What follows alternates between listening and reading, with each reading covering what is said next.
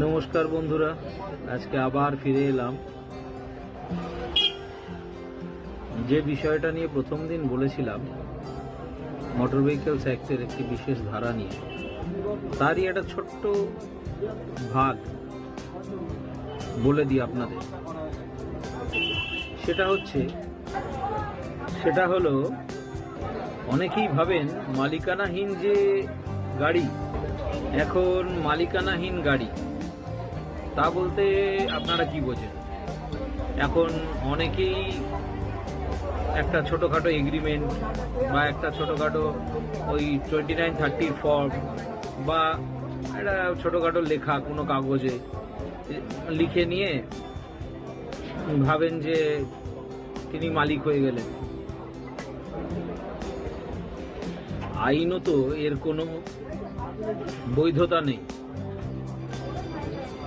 এটা একটা সাময়িক ওই আইনত নাম হস্তান্তরের আগে গাড়িটা যাতে আপনি ব্যবহার করতে পারেন এবং আপনার কাছে রাখতে পারেন, তার একটি নথি মাত্র, এর বেশি কিন্তু কিছু নয়।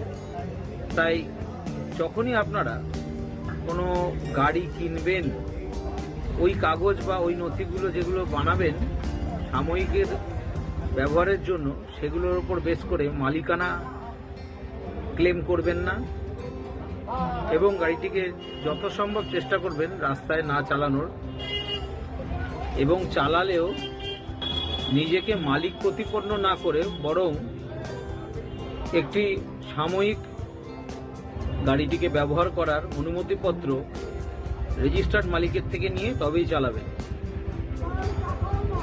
অন্যথায় যদি ওই গাড়ির কোনো মামলা হয়, তাহলে যে রেজিস্টার্ড মালিক তার অযথা আইনি ঝামেলা শুরু হয়ে যাবে এবং আপনারও গাড়িটি সিজ হয়ে গেলে সেটিকে ছাড়িয়ে আনতে যথেষ্ট কষ্টদায়ক সিচুয়েশনে পড়তে হবে।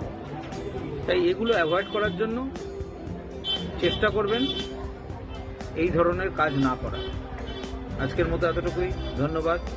আপনাদের কেমন লাগছে ল টক্স উইথ আনন্দরূপ ঘোষ একটু জানাবেন। ফলো করবেন চ্যানেলটিকে, পেজটিকে, এবং খুব শীঘ্রই আমরা ইউটিউব চ্যানেলও নিয়ে আসতে চলেছি এই নিয়ে। তাই সেটার জন্য একটু কদিনের অপেক্ষা। সবটাই একা হাতে করছি, বুঝতেই পারছেন। নিজের কাজের পরে ফ্রিল্যান্স এই টাইমটা বার করছি আপনাদের সাহায্য করার জন্য।